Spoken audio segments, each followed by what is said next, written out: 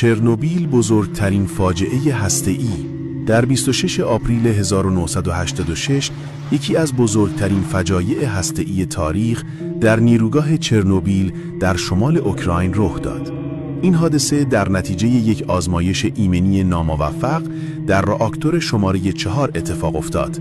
در حین آزمایش به دلیل ترکیب اشتباه شرایط عملیاتی و نقص‌های طراحی، راکتور از کنترل خارج شد و باعث انفجار عظیم شد. این انفجار موجی از گازهای رادیواکتیو به جو فرستاد که به سرعت در سراسر اروپا پخش شد.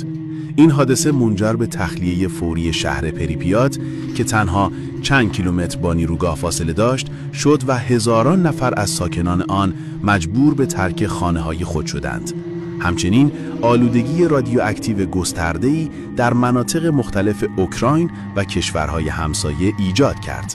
علاوه بر جان باختگان فوری، بسیاری از مردم در معرض تابش شدید رادیواکتیو قرار گرفتند که پیامدهای آن هنوز هم تا امروز ادامه دارد.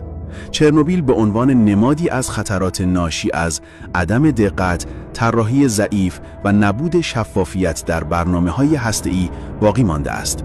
این فاجعه باعث شد که بسیاری از کشورها استانداردهای ایمنی هسته‌ای خود را بازبینی کرده و به دقت بیشتری در انتخاب فناوری هسته‌ای و چگونگی برخورد با آن بپردازند.